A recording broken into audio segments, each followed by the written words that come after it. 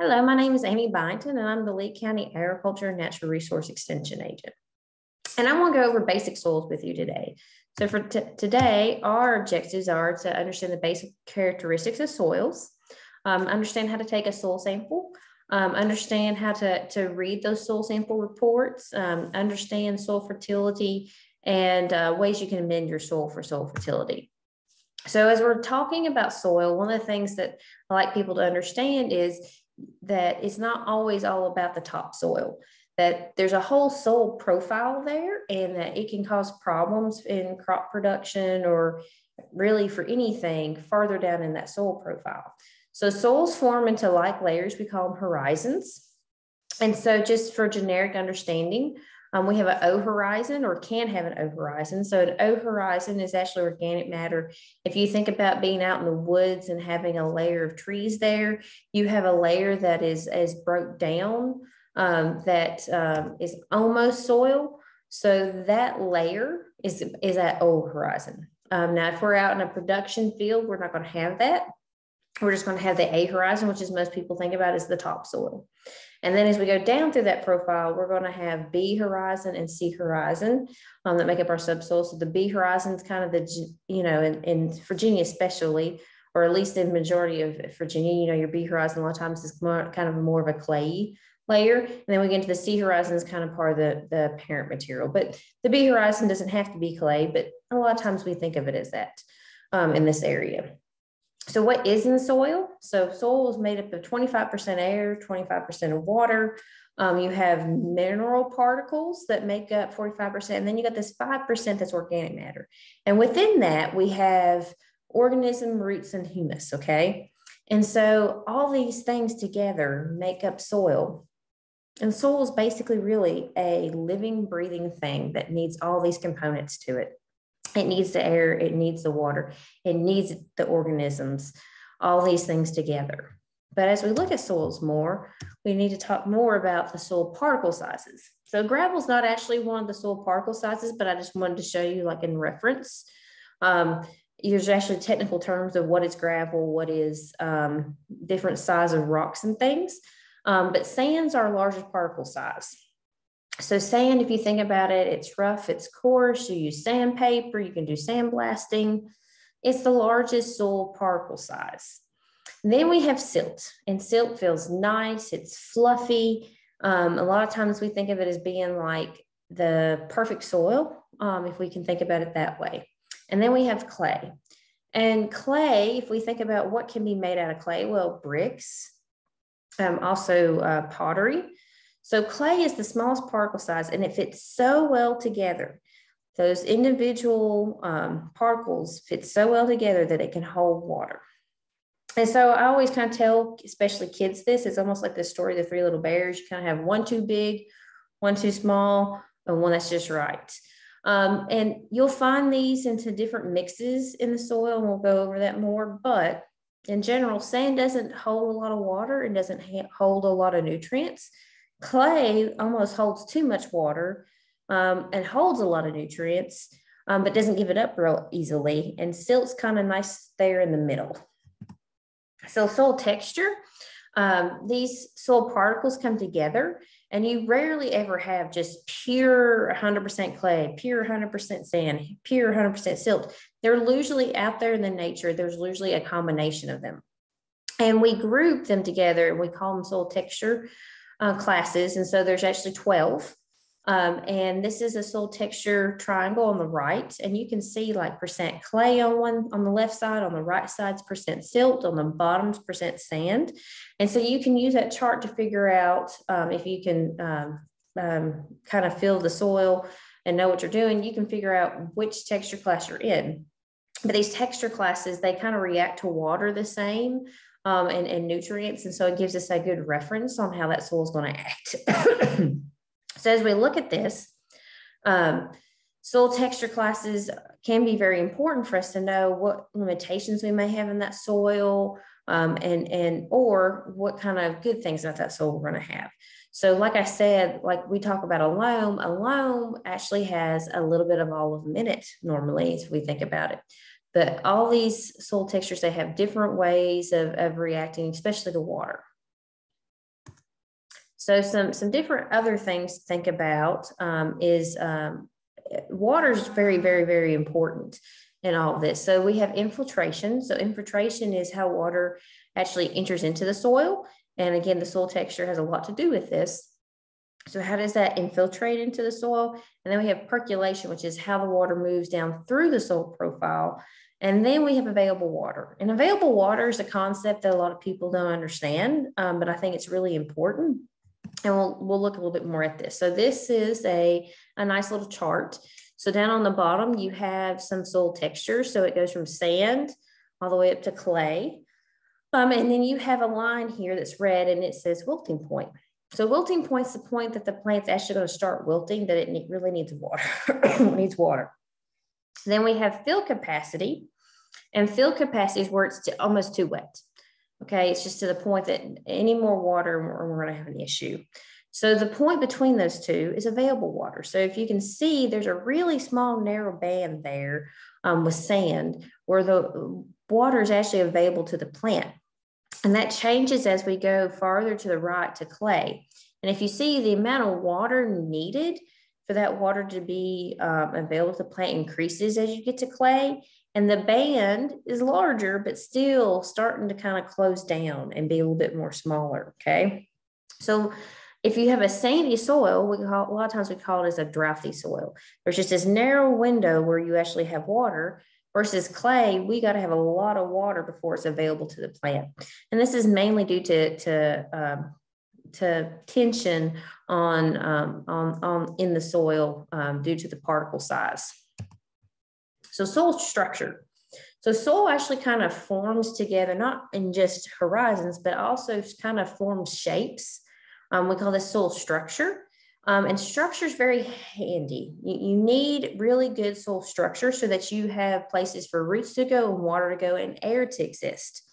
And so here you've got a picture and you've got blocky, you've got prismatic, you've got granular, and even single grain, which that's usually just in sand. But granular, blocky, and prismatic, those are good soil structure.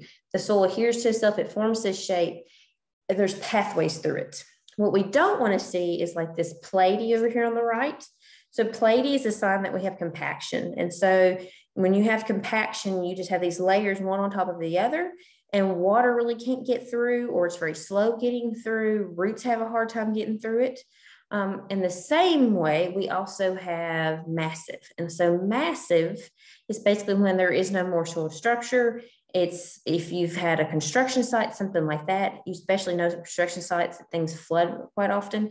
If the structure's been destroyed and there's no structure and it's not had time to build back up, then you just have this massive, and there's no pathways for the water and the roots and things to move through.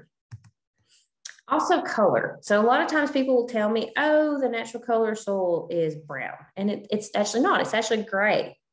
You have to have other things in the soil before it has a color. And so one of my examples, especially in Virginia, a lot of times you'll see red clay.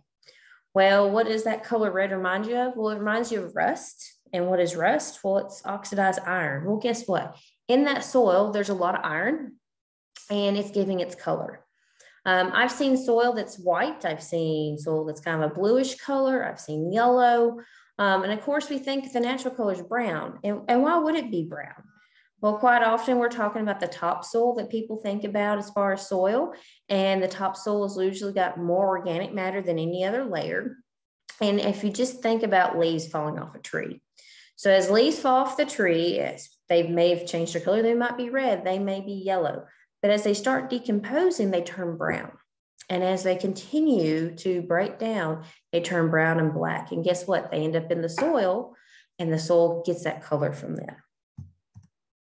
All right, so soil health is very important. There's a lot of things that we can do to improve soil health, but just some things that I want to mention is increasing organic matter. Organic matter is very, very important to our soil. The more organic matter we have, usually the better off we are, depending on the situation. Avoiding excessive tillage. If we till too much, we can destroy the soil structure, and that doesn't necessarily help us. We need to manage pests and manage our nutrients effectively. We need to prevent soil compaction. Soil compaction can be a major issue.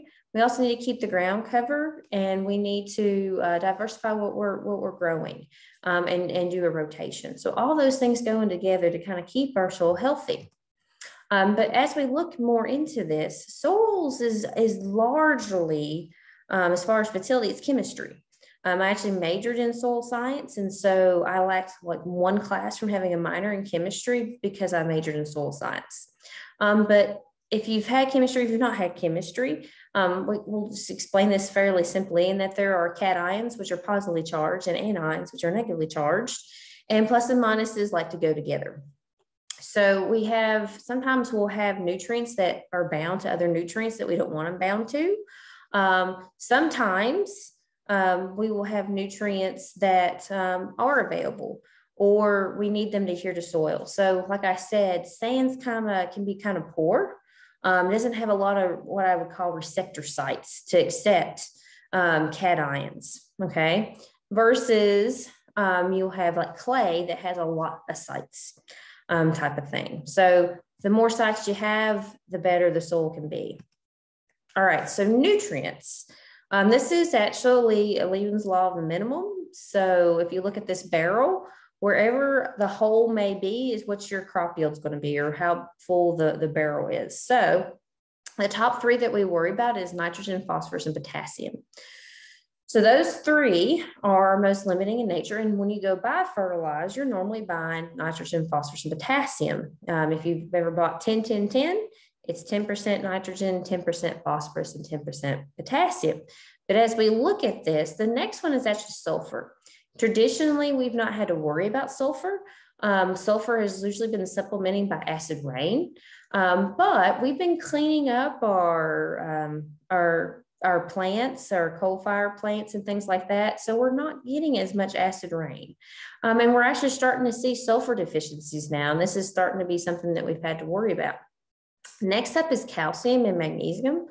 They're very important, and we actually a lot of times supplement these whenever we're liming, depending on the liming source we're going to use. But as we were moving up, these are more micronutrients. So they're important, we need them, but we just need a smaller amount of them. But if we don't have that small amount of them, we can have big issues. But, iron's even one, copper's one, zinc, boron, quite often, like in home garden stuff, we can see boron as an issue, manganese. All these are all important. So the macronutrients, why are they the ones that are most limiting? So nitrogen just likes to find a way to just leave the environment.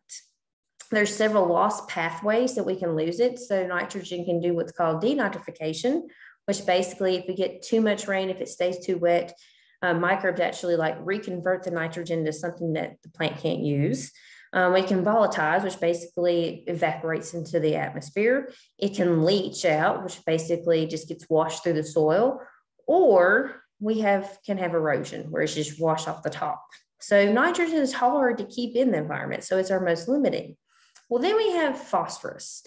And phosphorus, we don't normally readily have a lot of lost pathways with phosphorus, but phosphorus is like the popular person in school that everybody wants to date. And so it gets kind of made unavailable due to some others. So if the pH is low, iron aluminum take it up and keep it bound to where it's not useful to the plant. Clockwise, if it is too basic or alkaline, calcium will do the same thing. So it bounds it up to where it's unavailable. And that can be an issue. So then we also have potassium, and we don't really lose potassium from the soil, but potassium comes from the rock parent material found in the soil, and it's usually not in a form that the plant can take up. So that's why they're mainly the biggest issues. So a lot of times with nitrogen, we talk about legumes, and legumes are just plants that produce their own nitrogen. And to do that, what they do is they take atmospheric nitrogen and a mycorrhizae. They have a symbolic relationship with mycorrhizae, and these mycorrhizae will take that and convert the atmosphere into a useful form to create nitrogen. And they actually, if you can see here, there's pictures of the nodules. That's actually the mycorrhizae. You have to inoculate them. And you have to have the right specific mycorrhizae to inoculate them with. So sometimes people will grow something and they don't inoculate them, and that can be an issue. Sometimes if you have an existing, like clover, if you have an existing clover stand in a pasture field, you don't have to reinoculate because probably they've already been inoculated in the past. And as long as it's a healthy stand, that they continue to be there and will spread.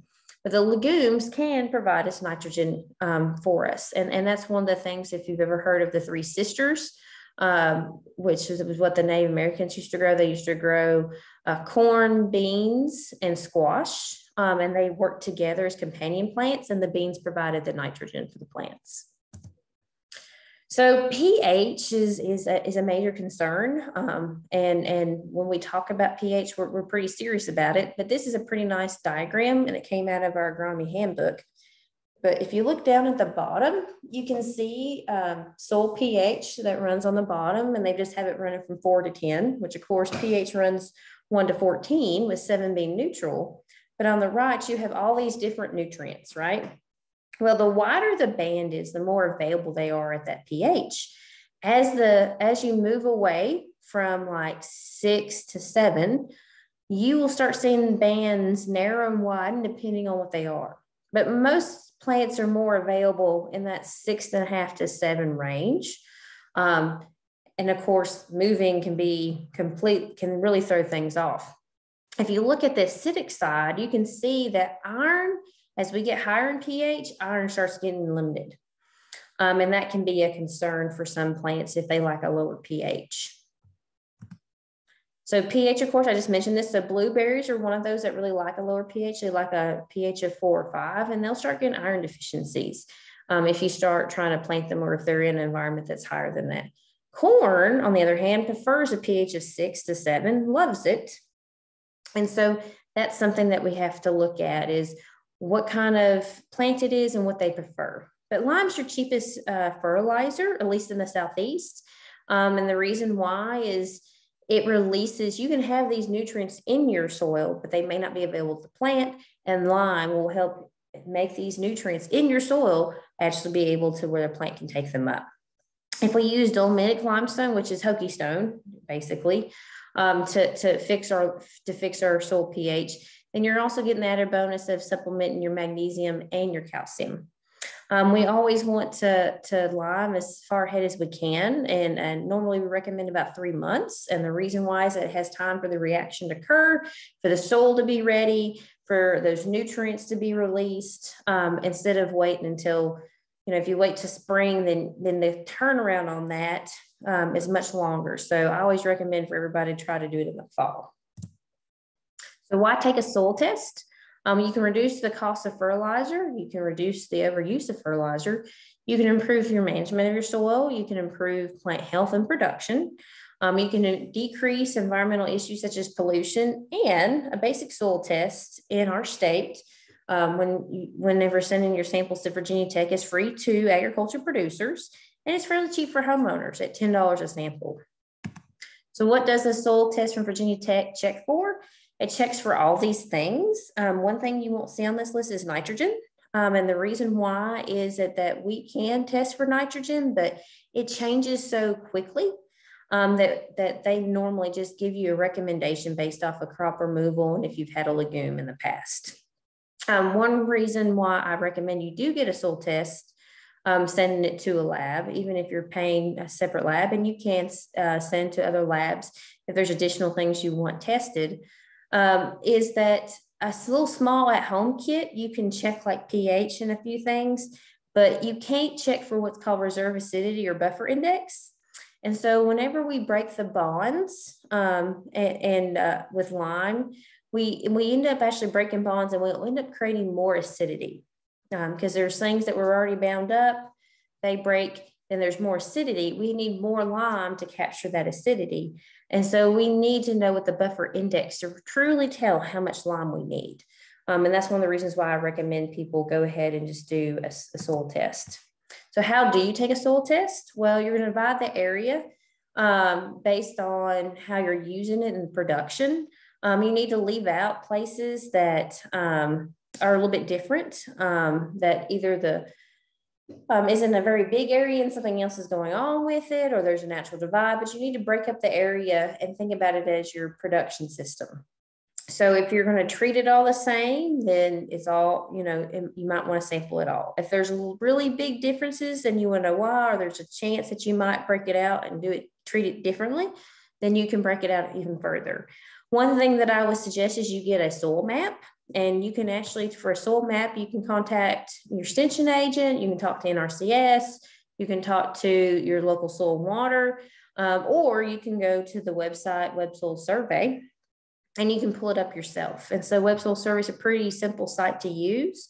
You can type in your address if you've got one for your farm, and you can pull up your soil map. So this is a couple of fields that I have. And soils actually have names and map unit symbols. And so for my farm here, we've got 12C, 14B, and 14C. And it's actually, the map unit there is Frederick. So Frederick is the soil series names. We actually name soils. So the soils of my farm are Frederick. And with that, it's telling me what percent of the field, what percent of my own land there is actually in those different types. But I've got this map now that I can mark where I've sampled. And when I fill out my form, I will have a little bit more information to give them more detailed soil recommendations. So also, the Web Soil Survey actually will give you a lot of great information about your soil. You can do some different things of it telling you, like, what's the index on how well it's going to grow corn or different trees, or if you can have a basement, or if you can have a septic system. It'll give you a lot of great information in general about your land. So if you're wanting to buy land, it's really quite helpful. All right, so when we do take a soil test, we need to use the proper tools.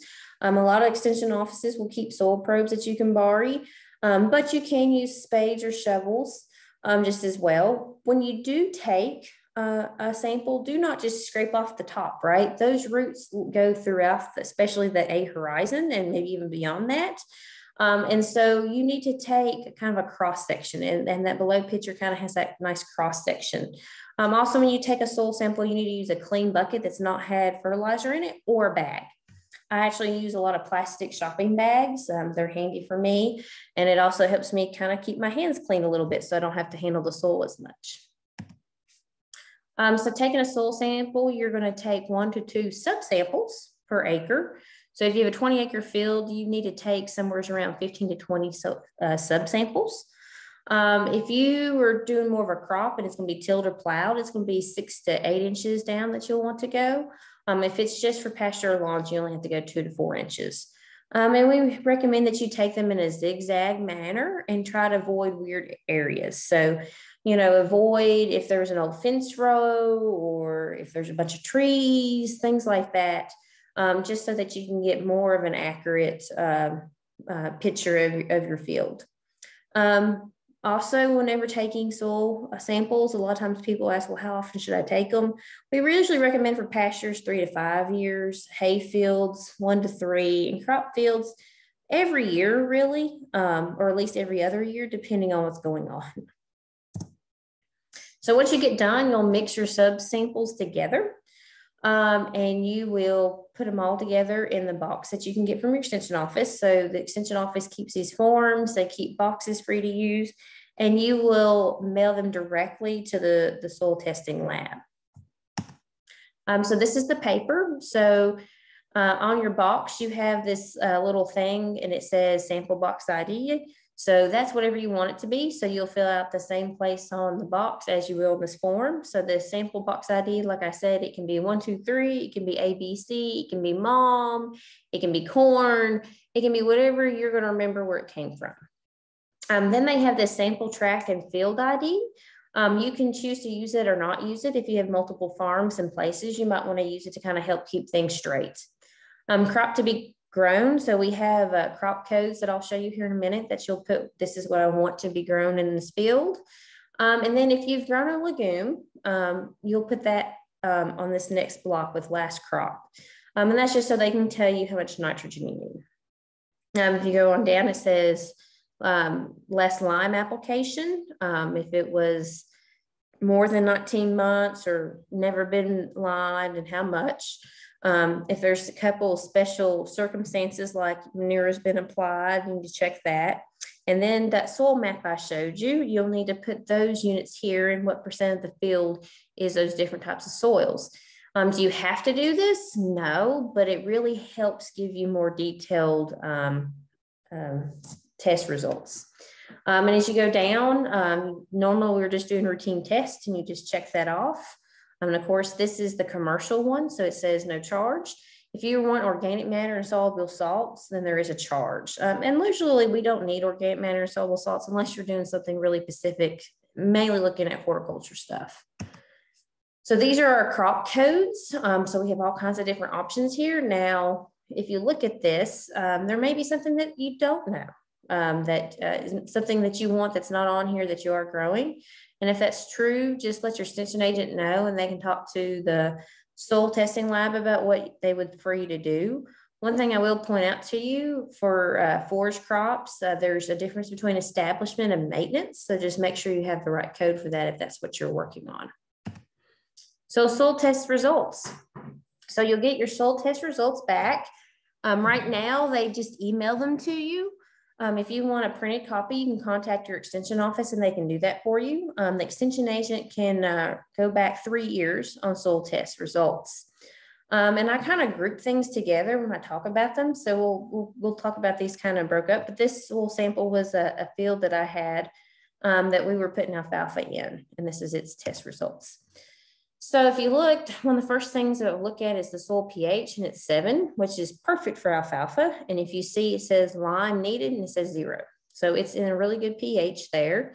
If we also look, it's got calcium and magnesium.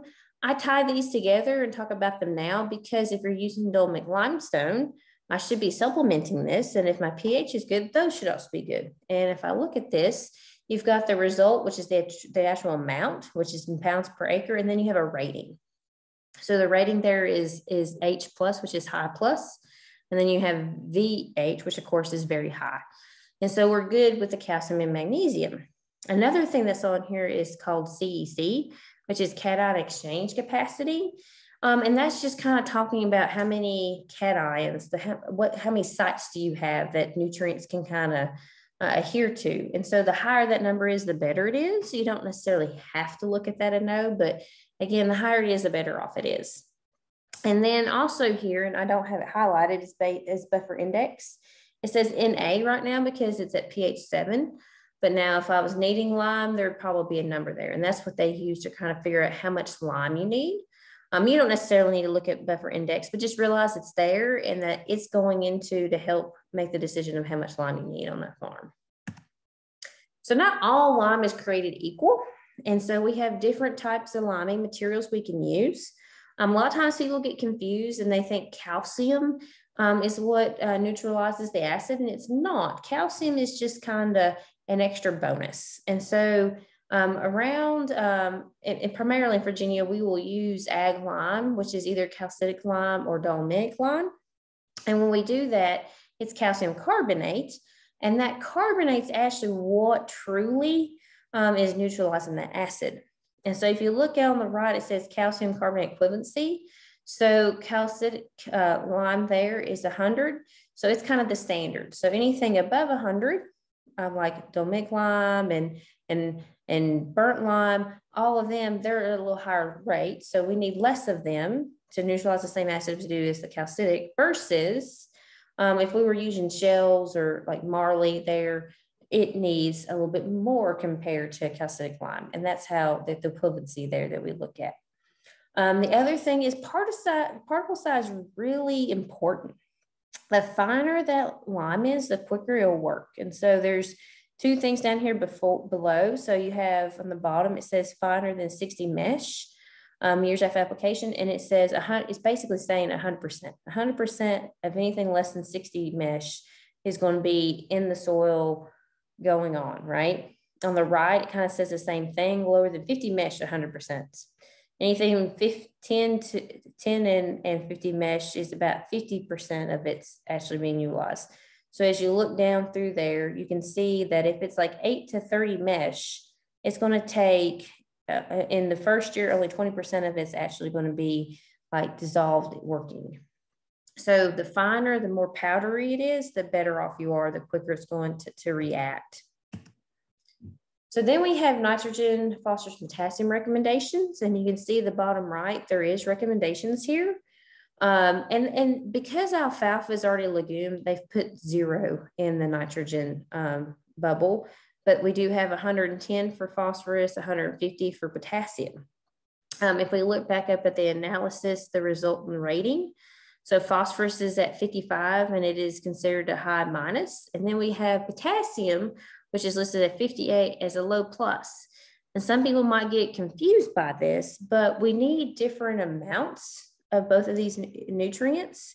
And so we actually need a lot more potassium than we do phosphorus. And that's the reason why, even though it's almost the same result of pounds per acre, we need a whole lot more potassium. And that's why the rating is a low plus.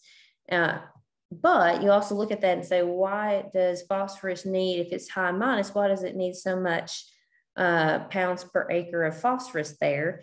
And the reasons why is that we don't want to completely deplete the bank. And so we also have to consider what we're actually removing from that crop as well. So this is another soil sample. This is a different one. This is for native or unimproved pastures. And this is just to show you, like, for it to be at the same rating level, we have M plus and M here, phosphorus being 31 and potassium being 138. For them to be this, that's the kind of just showing the difference of the levels of how much we need. And it does, this one does give you some recommendations for nitrogen. It's saying that if this pasture has less than 25% clover, then put this much nitrogen. If you want more production, then do this or put in a legume, and it gives you some recommendations there. So micronutrients, we're back on the alfalfa results here. And so for the alfalfa results, we look here, everything is sufficient but boron. And if you do have a micronutrient issue, you can have micronutrients added to your fertilizer, or sometimes, like if it's in a gardening setting or small crop setting, you might get something different to use. In boron, a lot of times we will literally get boron from the laundry aisle using boron. So it just depends on what situation you're in. So where does all this stuff come from? Well, they've been doing studies for forever, trying to figure out how much crop removal, how much nutrients plants need. And so this is just a chart from the agronomy handbook that shows you how much. So for alfalfa, there's only 40 pounds of phosphorus needed. And then for potassium, 180 pounds is needed. So that's the reason there why it's such a high in comparison to the two. And this is our agronomy handbook. It's actually being updated right now. But the link I have there is actually to the older publication, but hopefully the new one will be available soon. So those fertilizer recommendations, when it says 110 phosphorus, what does that really mean? Or 150 potassium? Does that mean I need 150 pounds of fertilizer? I get that question quite often, and it doesn't. What it relates back to and what you have to do is, depending on what your fertilizer is. And so for this, we have, say we have 10, 20, 20. I already have it sitting at home. And I get this soil result. So how much of that fertilizer do I need? If we're looking at potassium, we would actually take that 150 and we would divide it by 0.2 if I had 10, 20, 20, because fertilizer again is sold as NP and K. So 20% of that fertilizer is actually potassium. And so I would take 150 and I would divide it by 0.2. And that would come out to 750 pounds of that fertilizer to get to my K level, which is an issue, right? That's a lot of material. But we have some other decisions we can make. We can get some other material so they're not using as much material there. So talking about different fertilizer options, we have what's called bulk fertilizer. And this is kind of like your standard analysis that you'll get. These are your triple 19s and that sort of stuff, and you can get them in bulk, so in larger bags and things. We can also get blended fertilizer, which is the dealer will actually take your soil test results and they will actually blend it and try to fit it exactly or as close as they can to what you actually need and not put in a lot of extra. You can find some different products depending on what you've got going on, what you're using for, but something like an Osmocote slow release is great. We use it a lot in horticulture settings that we slowly release nitrogen, or we have what we now have what's called NutriSphere, which we will use for more nitrogen fertilizer like urea, so that it doesn't volatilize so easily. When we do have some options for organic fertilizers, the thing is if you're wanting to become certified organic, then whoever is going to be inspecting you, you have to adhere to their list and make sure whatever you're using is approved. But, you know, you have blood meal, you can have fish meal. They're not as high percent fertilizers, but you can find them and use them. And of course, manure and compost is great. Anytime we can add organic matter and it also adds in extra nutrients, it's great. And legumes, of course, is a possibility of adding in nitrogen. But this is from several years ago that I did this, but this is just kind of show you that even though it's readily available and sitting there, you might want to figure out your best options. So we were talking about that 10-20-20, and we were talking about how much material we needed. So we needed, one, a whole lot of material, but two, the cost per actual nutrient can be real high. So this is what this is showing. So if we look at triple 19, the price per pound of nitrogen is $1.47, which is the same thing for phosphorus and potassium.